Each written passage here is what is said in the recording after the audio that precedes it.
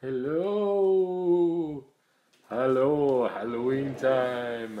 Oh, what a good time. Oh, I mean, not here. All right. Hey, guys. Hey, Shake and Quake. Yo, time for a live haul at the time when you least expect it, in the middle of the afternoon, a few days before Halloween. Just how I roll, guys. All right, guys, I got a great haul for you today. Obviously, the theme is Halloween.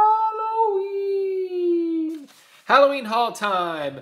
On my last haul, I had some problems with clarity. My internet wasn't so hot, and it was like getting all kind of blurry and stuff. So if you have that problem, if you're watching this haul and you start to see things start to go blurry, let me know. Drop me a little comment there. I'm trying to keep track best I can, and then I'll be able to adjust. All right, guys, but as usual, I probably won't have anybody watching live. This will be something everybody will watch a little later on, and that's all good. You know, that works for me. Really, the only reason I do this live, trust me, I would much rather do the editing, you know, put it together with a little bit of, TLC, as it were, but I don't have that option right now. I'm always in a hurry. In fact, this is the first time I've even been able to sit down in front of this setup to do a haul in the last couple of weeks. So it's really kind of disappointing for me, but that's life. I'm a busy guy. You know, that's life in the world of television. I'm a television writer, so I work in a lot of television rooms, and it's just it keeps me so busy. I don't have time for the fun stuff like this. But we got a couple of people in the room today, so we're going to start our Halloween haul, our live Halloween haul. And here's how it works. Over the last, I don't know, 6 months, I've been buying a lot of comics. And as I do, I started to notice a little theme amongst the comics. There were a ton of covers that had like tombstones and graveyards and like spooky imagery like that. So I started setting those aside, and now we're here a few days before Halloween on a blustery, chilly afternoon in Toronto, and I'm going to show you all those covers, those spooky tombstone, headstone, graveyard covers. All right, so let's flip the camera around, and I shouldn't put that on because then I can't even see the thing to do. Oh yeah, okay, so let's flip that around and show you some comic books, all right? And as always, it's going to take me a little minute to adjust because I don't know what I'm doing. Ooh, that's the scary part of this show. Ooh, he doesn't know what he's doing. Oh, that's actually not too bad. It's a little cockeyed. Let's see if I can adjust it there a little bit. Ugh. But, you know, better than I thought it would be. All right, guys, this will have to do. So let us, oh, jeez. And then I give it a knock. Awesome. Awesome job. How's that looking, guys? Okay? Okay, here we go. So I'm going to start with, this one was the most Halloween-y of all the Halloween graveyard covers. And keep in mind, these aren't books that are worth much money. A lot of them I bought in quarter bins or, you know, came in lots. But this is Detective Comics number 871. And you'll see that Frankenstein, the Mummy, oh, it's a monster mash. Even our good friend Wolfman's there. Yep, it is a Batman monster mash during the Night Quest, the Crusade era of Batman. So this is probably like mid-90s, I would think, maybe a little later. In fact, I believe that that's not even Bruce Wayne. If I'm correct, that's actually, what's his name? Not Jean-Luc Picard, the other Jean-Paul Valley, right? Jean-Paul Valley. Nobody's here to tell me if I'm right, but I believe that I am. Right, see, already it feels like it's a little fuzzy. I don't know how to fix that. Okay, here we go. Remember, if it gets, like, you know, so fuzzy that you can't see what's going on, please let me know. All right, here's a much more recent cover. This is Mighty Thor number 9. This was a variant cover from a few months ago during the Death of X cover event. So, you know, whenever they have it seems like Marvel, they do a variant every month. They have kind of a themed variant. They do variants all over the place, but one of them is always kind of a theme. This was Death of X. And here we have Colossus. who, as we know, died curing the virus, the mutant virus. But then he came back, and all was well, like 6 issues later, as is the way of the comic book. I'm stalling a little, guys, because I'm actually opening up my Facebook on another computer as we speak, just to check the quality, because there's nobody here to tell me. How sad. Okay, this is Before Dead No More, Amazing Spider-Man number 19. This is like the, the third, the third or fourth volume, really, of Spider-Man. This is actually fairly recent, just before the Clone Conspiracy. Very spooky cover, Graveyard. I would say that, hands down, out of all the characters and all the titles, Spider-Man has the most in the Graveyard at a Tombstone covers, throughout its run. But I'm kind of probably including all the Spider-Man titles. But it seems like he's always in the Graveyard or something. I mean, I guess he's visiting Uncle Ben, or he's digging his way out after Kraven buries him there. That's always the way with that guy. All right, what else? Next up we have Teen Titans. Oh, no, sorry, Team Titans. Number 6, and I believe that's Tara, staring at her own grave. It could have been a wonderful life. That's funny. This is kind of like more of a Christmas issue, I guess, but that was kind of a spooky Graveyard cover, I thought. What's more terrifying than looking at your own tombstone? My God. Ugh. Just ask Ebenezer Scrooge. Oh, another Christmas story, how that felt. All right, so that's Teen Titans. That was an offshoot. That was back in the 90s when the Titans were just kings. Man, they had to spin out a title. They were so popular. I think they had 2 or 3 on the stands back then. This was terrible, by the way. Teen Titans, not a great series. They had like a vampire kid or something as part of the team. I don't know. It was kind of silly. It was like Bloodwing or something. I can't remember, but it was like a vampiric version of Nightwing. Not so hot. All right, we got X-Men, Endangered Species. Here we have the X-Team brooding over some tombstones of their fallen. A nice Silvestri cover, though. Pretty sweet. Sorry for the delay here. I'm just going to open up my... I really feel like this is soft focus. I always think this way, and then half the time it is and half the time it's not.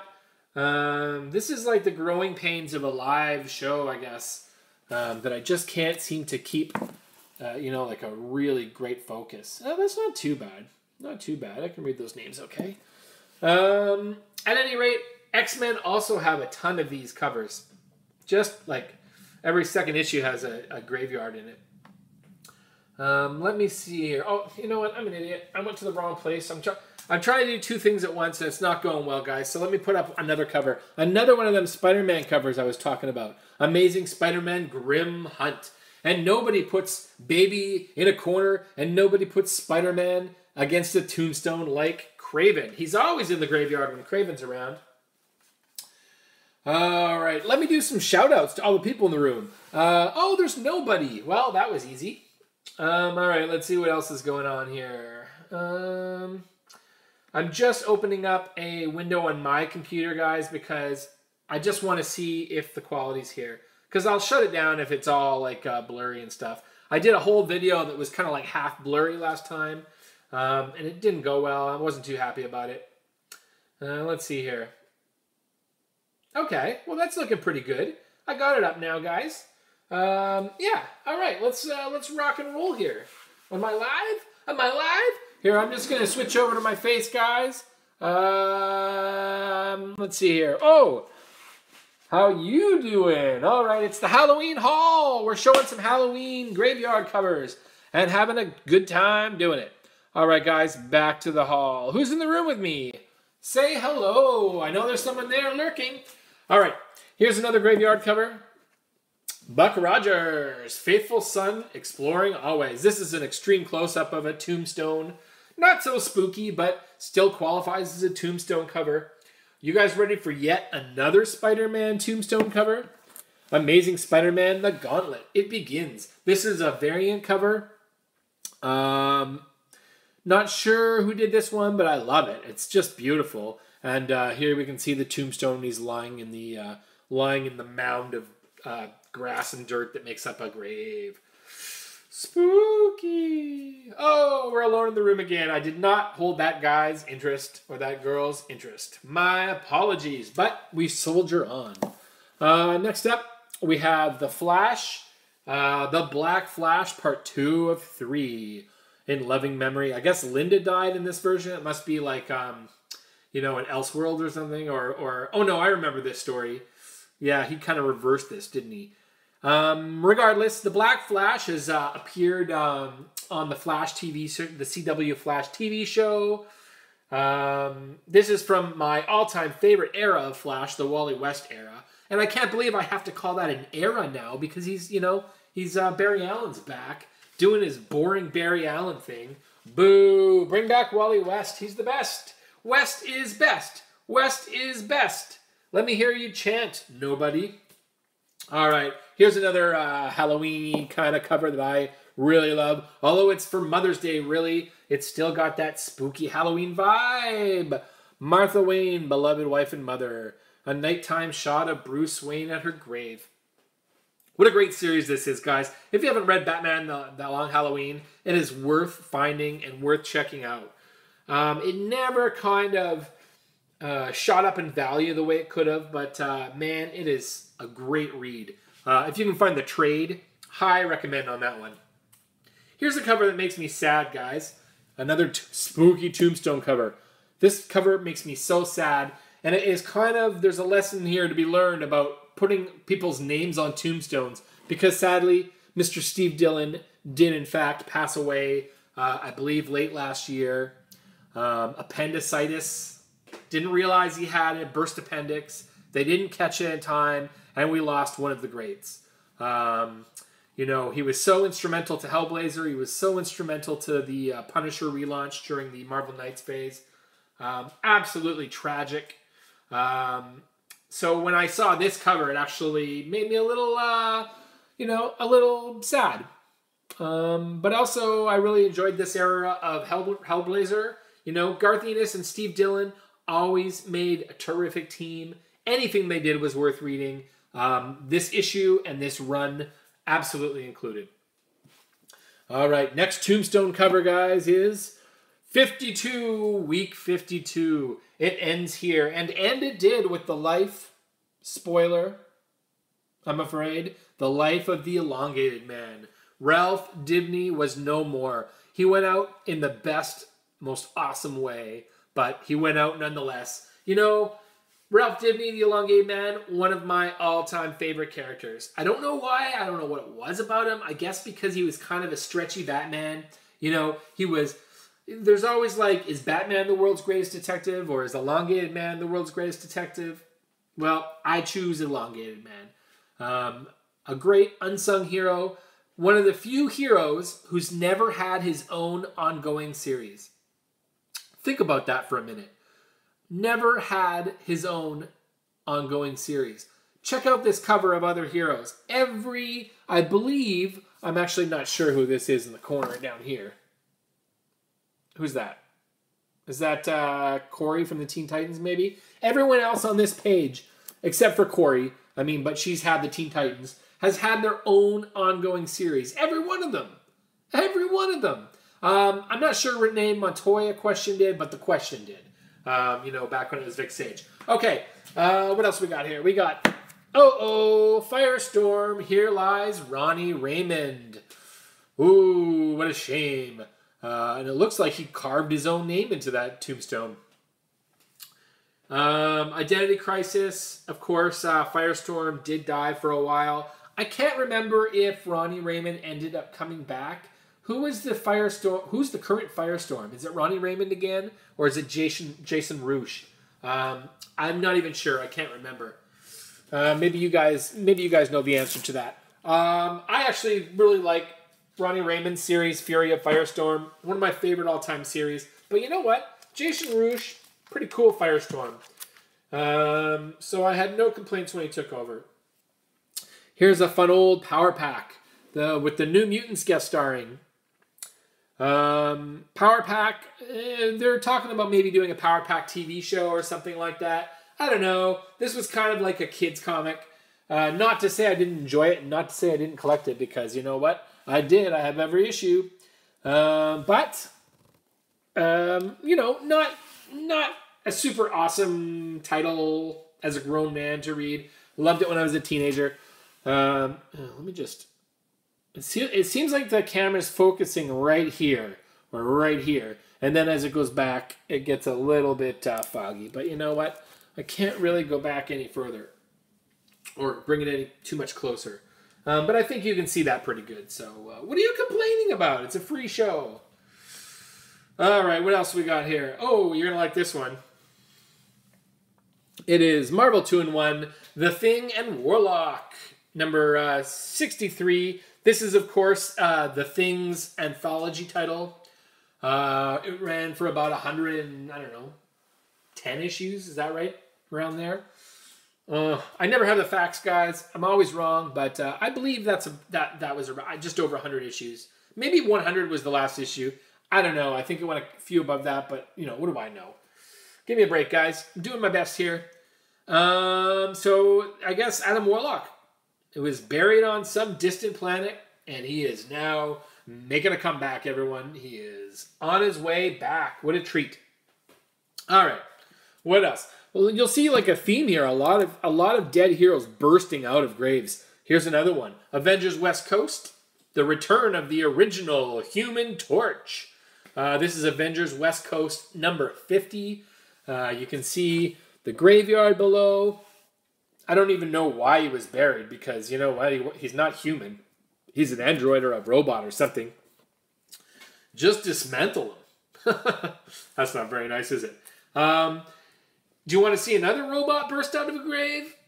Well, whether you want to or not, you're going to, because here is ROM number 8. And in this one, it looks like actually it's the reverse coming out of a grave. It looks like some sort of force is pulling ROM, the robot, into the grave. Ooh. And it looks like they're ghosts. These are ghost face. Actually, this is the first time I'm even noticing this. Look at that. Woo. Rest in peace, ROM. And what's even more scary, it's a newsstand issue. Number 8, it's a newsstand. So some would say there's some increased value there. Oh, spooky increased value. What else we got here? Oh, I love this cover. Oh, man, I always love this cover. Love this series. Love this cover. Gotham Central, number 26. Just a gorgeous Catwoman cover. Look at that. Isn't that beautiful? Love it. Love it. Man, let's just enjoy that for a minute. Am I right? Ugh. Oh, my camera seems to be drifting down to the side here. Give me just a minute while I try to adjust it. Yep. Sorry, guys. I have a bit of the old OCD when it comes to that. So, you know, please forgive me. There we go. All right. Beautiful cover. What else we got? You guys are like, come on, move it along. We want to see some more graveyards. Here's a spooky one. Here's Action Comics, number 470, 30-cent cover price. If this is Superman, who is this coming out of the grave? Where it says, rest in peace, Superman, killed by Terra Man, 1977. Wouldn't that be sad if a guy named Terra Man actually killed Superman? Man, what a crappy world that would be. Hey, if you're just joining us, we're doing Halloween kind of covers, but not really. Really, I'm just showing kind of graveyard tombstone covers. A lot of these aren't super spooky, but you know what? There's something inherently spooky about tombstones and gravestones. And why do they turn up on so many comic covers? It's the Halloween haul. Here's another one. The Death of Bruce Banner. You can see there the Bruce Banner's grave there in the center of the frame. I'm starting to think maybe just my camera lens is like, or my screen's not clean. That's why it looks all fuzzy to me. Because I've got my computer up too, and it doesn't look too bad on my computer. I see I've got a couple of guys in the room watching. How's it looking, guys? Is it clear? The last time I did one of these videos, it was a mess. It was like all, you know, grainy, and my internet was not great that day, I guess. Didn't look so hot. Let me know if that happens, okay, guys? Unless you want to kind of, you know, keep your identity secret. That's okay, too. Here we have Supergirl number 48. Supergirl in the graveyard. Spooky. Ooh, whose grave is she at? I don't know. I can't read that. Can you?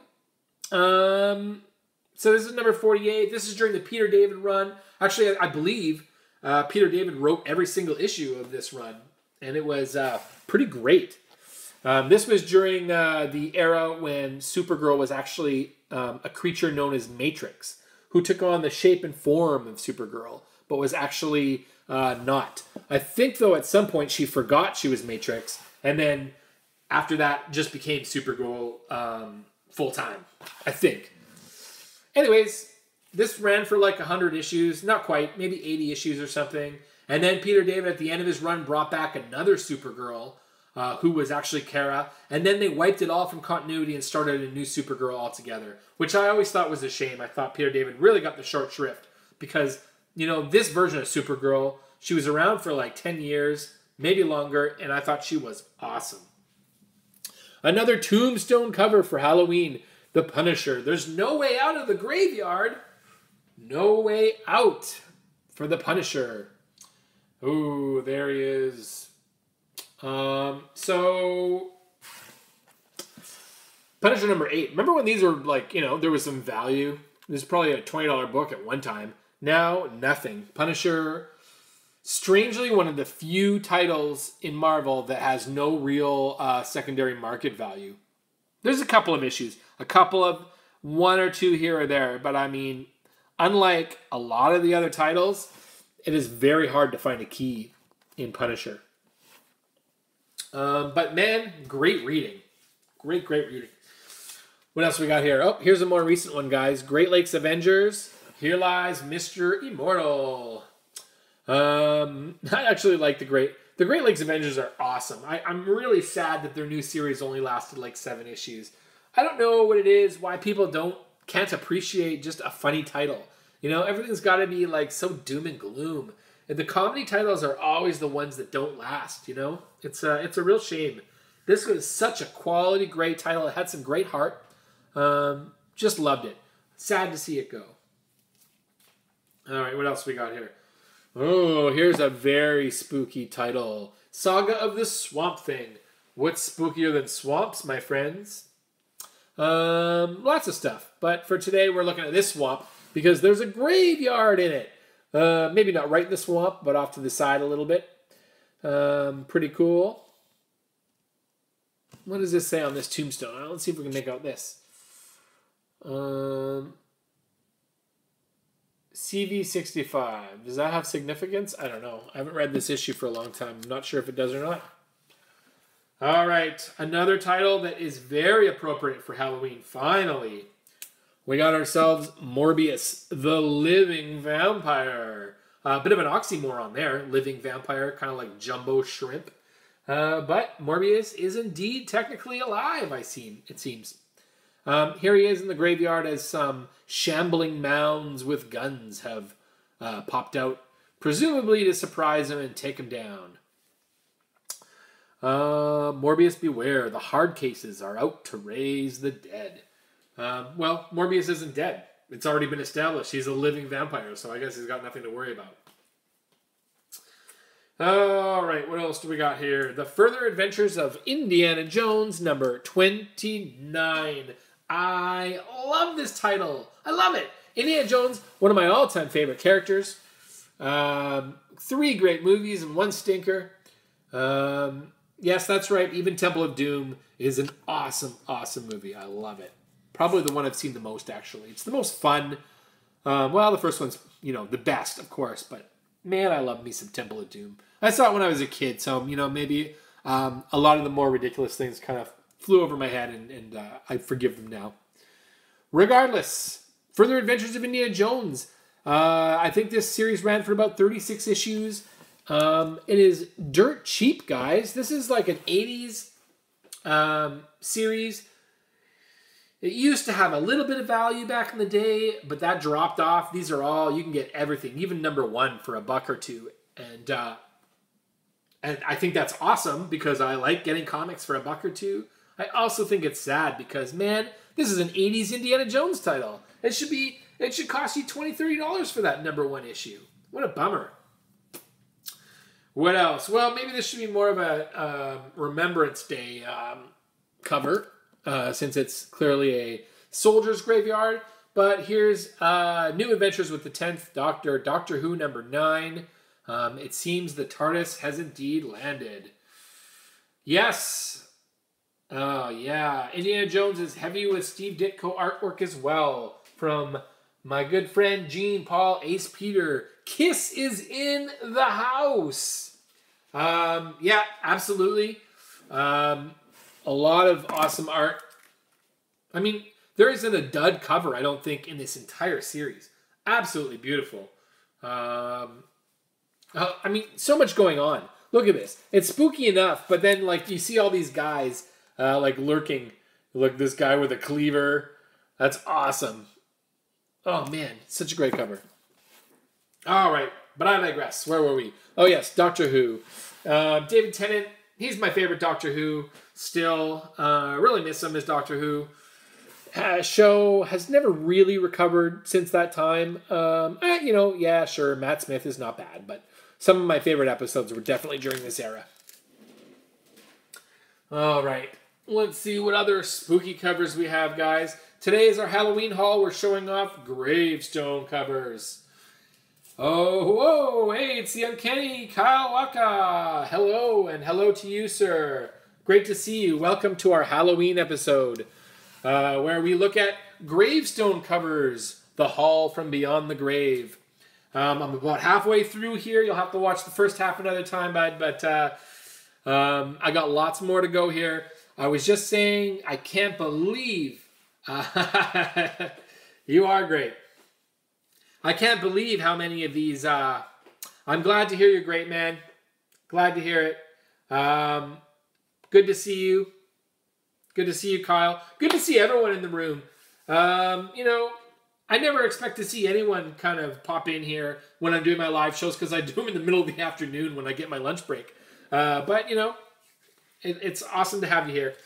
All right, so that was Lex Luthor Strikes Again from Beyond the Grave. Next grave cover, Spider-Man. And Spider-Man, come on. He's in the graveyard every issue, isn't he? Like, it always seems he's there. Here lies Miles Warren. Well, we know he doesn't stay there long. And what about Carry On? That's a nice spooky cover. Carry On being their, you know, kind of zombie-esque character. Really like this run. Spectacular Spider-Man. Never quite, you know, got the due that Amazing did. It was really weird. It seemed like there was this hierarchy, right? Amazing was first, so it was the big title. And then Spectacular, pretty good, but not as good. And then Web, which was kind of like the ugly stepchild. Strangely, because all three of them had great stories. I'm just talking about the perception. Here, let me show you another Spectacular Spider-Man cover that is absolutely beautiful. This is 148. This one's 149. So this is actually 2 Tombstone covers in a row. But look at that. Look at that beautiful cover there. Beautiful Sal Buscema cover. Rest in peace, Gwen Stacy. There she is, Zombie Gwen. Totally nightmarish version of Peter that you wouldn't expect to see outside of the zombie Marvel universe. Man, so good. Ned Lead returns. This was during Inferno. Inferno was a lot of fun. It was an X-Men event that spilled over into a couple of other titles. Let's see. We also have Superman and the Phantom Stranger. Action Comics number 585. And Graves Give Up Their Dead. This was during the John Byrne era, which after this led directly into Volume 2 of Superman. So this was near, I believe, the end of the Volume 1 run. Just a terrific cover there. Here's one of my favorite covers. And one that made me a little sad for a while because it looked like they were going to kill off my favorite character. They didn't. He faked his death. But it was Mr. Miracle. And here's Justice League America number 40.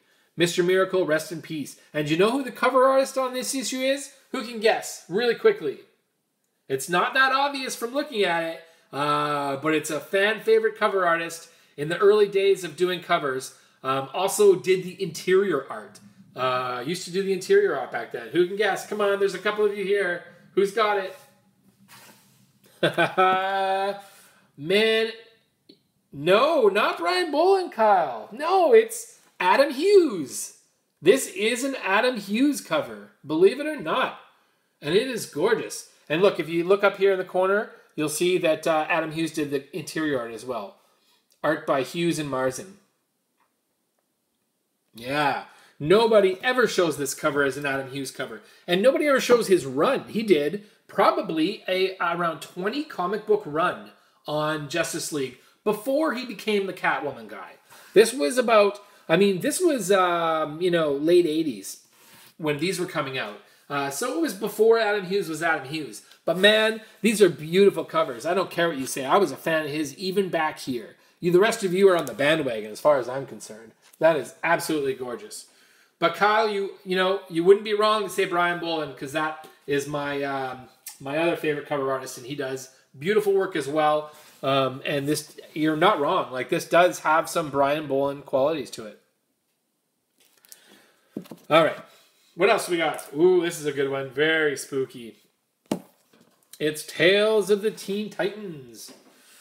Ghost Story by the guy with the scariest name in the entire comics industry, Marv Wolfman. This was, I guess, kind of considered volume 2 of volume 3, I guess, of Teen Titans, because it was New Titans before this, I believe, and then it kind of went to this. I love this era of Titans. This was when Dick Grayson had just become Nightwing. This was probably the first 2 or 3 years of him being Nightwing. There was a lot of great characters. Really, Wolfman, he was doing some great stuff in here. But a very appropriate Halloween cover right here. Ghost Story. Ooh. None of these comics are really worth anything, these Tales of the Teen Titans. It's a shame, because there's some great stuff here. But here's one that's got worth a little bit. It's a minor key, maybe? I don't know if it's a minor key. It's just got a bit of value. It's Daredevil number 182. Just a gorgeous cover of Matt Murdock at Elektra's grave. There's been a couple of, cover homages done for this issue. Every now and then you'll see a cover that is clearly homaging this issue. Just an absolutely gorgeous cover. Is this Frank Miller? I can't remember if this is still during the Frank Miller run. I want to say it is. I'm just not sure, though. I don't have that information in front of me. Maybe one of you fine folks in the room knows the answer to that. All right, here's another one for you. He's the governor. Oh, you think so, Kyle? Okay. Yeah, I think so, too. I just don't want to say... I say so many things that aren't true that, people are going to start calling me Donald Trump if I'm not careful. So I'm trying to be a little more conscious of passing out fake news and bad information. Here is Batman Mr. Freeze by Mr. Paul Dini, a very underrated artist, Mark Buckingham, one of my favorites. You can see his work in Fables, did a long run on that, did some Spider-Man, I believe. Just absolutely wonderful artist. This was a great book. This is one of them, thick, square-bound, prestige format books. And it's really good. It's kind of the origin story of Mr. Freeze, who you may recognize as Mr. Arnold Schwarzenegger. Nice to meet you. And also played by another actor. I don't know his name on the Fox show Gotham. He's kind of a bit player on Gotham now. He's actually kind of like him on Gotham. He's pretty neat. But not a big fan of the Schwarzenegger. Despite actually being kind of a Schwarzenegger fan, did not enjoy him too much in that movie. Maybe the worst movie of all time, if I can put it lightly. All right, we also got another gravestone cover, Moon Knight, number 5. There are some things you can't fight, presumably ghosts, because this guy appears to be a skeleton. Ooh, a skeleton with a Make America Great Again hat? I don't know. Moon Knight. I love Moon Knight. One of my favorite comics of all time, guys. So awesome. So awesome. He's got another new title coming. His last His last volume just ended. I believe Brian Wood was doing that one. He's got another one coming up for this new Legends, or whatever it's called, Generations or Legends, or whatever the stupid Marvel's up to now. That's what I'm looking forward to. Oh, we're live, folks. We're live, but the Doom Patrol might not be, according to this cover. Rest in peace, Doom Patrol. Negative Woman, Celsius. Oh, this is number 5. So this is, I guess, you know, the original Doom Patrol, you can see Negative Man and Robot Man there. The original Doom Patrol was replaced by a new Doom Patrol late in the series. And maybe even in the second volume, I think that was in Showcase. But I guess they killed off all those characters, and now because the originals came back. And this is the title that is famous for in its 17th issue being handed over to Grant Morrison to do whatever he wanted with it. So it became the most surreal, crazy title in like 10, 12 short issues. So at the time, Grant Morrison was doing Animal Man, just doing an amazing job. That was my favorite book at the time. Then he took over Doom Patrol, did an awesome job with that. Eventually, Doom Patrol was handed over to another writer, a female writer. Her name was Rachel. Oh, I can't remember. I want to say Rachel Pollack. I'm not sure that's correct. But I thought she did a really good job too. But it wasn't quite Grant Morrison. It never will be. But, you know, I thought it remained surreal and it was a lot of fun. I thought she did a really nice job, you know, taking over a tough act to follow for sure. And another Amazing Spider-Man, Soul of the Hunter. See, whenever Craven's around, they always end up in the graveyard. Hey, thanks, Kyle. Take care, man. Thanks for popping by. Always good to see you. Amazing Spider-Man, Soul of the Hunter. Spoiler, Kraven shot himself in the head at the end of that original Spider-Man, The Hunted arc. I don't think it was called The Hunted. Was it called The Hunted? I think I made that up. I can't remember what the actual title of the...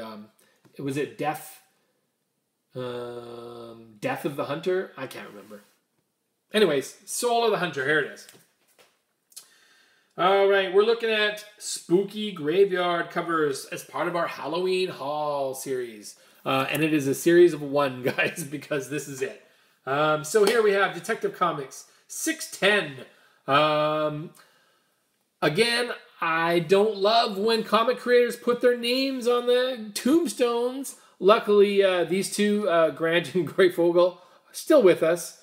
You know, it makes me nervous when guys do that, as we saw on the Hellblazer cover where Steve Dillon's name was on the headstone, and sadly, only 25 or so years later, he had a real headstone with his name on it, presumably in London, since he is English.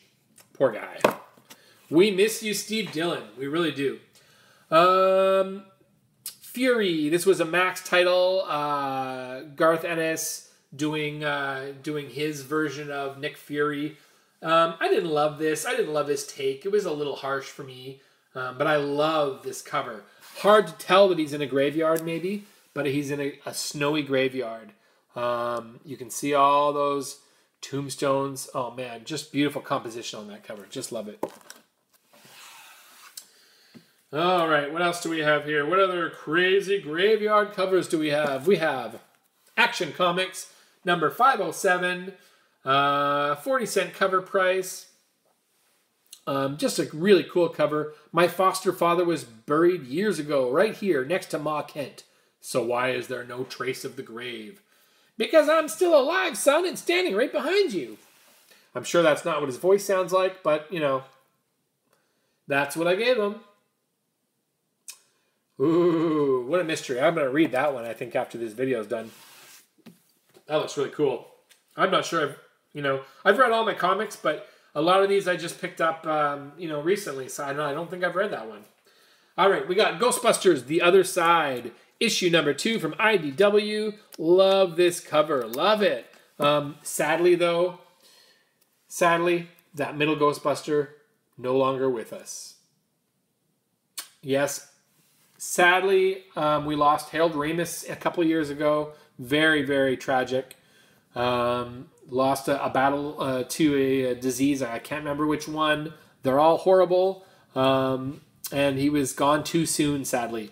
And, you know, as a result, we didn't get the Ghostbusters movie we were expecting. We got a Ghostbusters movie with 4 women Ghostbusters, which, by the way, I loved. I loved it. I took my 8-year-old daughter at the time. She loved it. You know, so now I can say, you know, if I want to watch Ghostbusters, I watch my Ghostbusters. If my daughter wants to watch Ghostbusters, we watch her Ghostbusters. And you know what? That's a perfect world to me. And, you know, I'm really pissed off at all the people who ruined it for having a sequel just by virtue of being jerks. What does it matter with you people? All right. There's my soapbox for the day. Ghostbusters the other side. Here lies the Ghostbusters. Who are you going to call now? Who are you going to call? Uh-oh. I hope this video doesn't now get flagged because I sang the Ghostbusters song. I sang it so badly, though, that I'm sure it's going to be fine. Fantastic Four, 562. Mark Miller, Brian Hitch, The Funeral of the Invisible Woman. Ooh, there's a grave. We're going to skip past this one because it didn't take. She's still alive, so who cares? Here's a nice spooky one. Brave and the Bold. It's also a beautiful one. Brave and the Bold, number 101 to only 25 cents for 52 big pages. That, my friends, is a scary bargain. Rest in peace, Metamorpho. Wow, this is just a gorgeous cover. Look at that.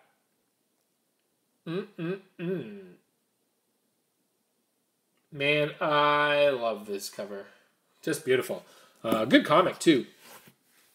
Lots to read. You know, I love these old 52-page issues because, you know, you just read them for like 2 hours. They read like a novel. There's so much to read. The art's great, man. I love it. Anyways, where were we here? Web of Spider-Man here. This is the part 4 of the Kraven story I was talking about earlier. Where Kraven actually killed, I'm putting that in quotation marks, with a knockout gun. He buried Spider-Man alive just to prove that he could do it. Man, what a great, great comic this was. Great era of Spider-Man back then. 1987. We got a beautiful Jim Lee cover here. Batman number 617. You know, I guess this is a while ago now, but it doesn't seem that long ago. But it's 2003. Can you believe it? It's like 15 years ago almost. Wow. Jeff Loeb and Jim Lee doing their thing. I think they did 12 issues. Beautiful graveyard cover. Just love it. Let's keep it going. Let's keep it going with Brave and the Bold. Another Batman cover. Batman and the Huntress. This is kind of a Christmas, the Batman's Last Christmas comic. But, you know, whenever you have tombstones and graveyards, it evokes a Halloween vibe with me. That's my excuse, guys, and I'm sticking to it. We also have Alpha Flight, number 13. Okay, sucker, the only way to get to the lady is through me. Oh, there's Wolvie himself. And look, again, why do they do it? John Byrne's name on the gravestone. Why are you tempting fate? You crazy, crazy people. And now, guys, I saved the best for last. I'm going to show you the comic that got me into collecting comics in the first place. Now, I read comics my whole life. I've been reading comics since I was 13 years old, religiously. And before that, I was flipping through my dad's comics. And my dad's comics were Westerns, and they were, you know, 70s comics like Ghost Rider. Most of them had no covers. He had a couple of Hot Stuff, a couple of Caspers. He had this random issue of the Adam, or was it the, oh no, the Munsters that I absolutely loved and wished I still had. But that all changed, and I read a lot of Disney comics, but that all changed for me when I read this issue. The New Mutants, number 38. Picked this up at a convenience store just on a whim because I thought the cover was kind of creepy. I bought it. I read it. I loved it. I love this villain, the Beyonder. I know now it's kind of a joke, right? Secret Wars 2 is considered to be terrible. But when I read this when I was 13 years old, holy smokes, I was hooked. I went back and bought as many New Mutant comics as I could find. I fell in love with this series. I read the crap out of it. I started exploring other series, other superhero series, and a comic fan was born for life. And I credit this particular comic for sending me down that road. I have about 6 issues of this now because anytime I see it in a store for cheap, I go, I gotta bring that home. That's a part of my history. This is a part of my origin story. Great comic, so much fun. Actually, the previous issue, number 37 or maybe 36, where the Beyonder just kills the entire team, was freaking awesome. But this issue where they come back, it's funny because this doesn't even follow. This follows Secret Wars number 12 or number 9 or whatever it was. This doesn't even directly follow number 37.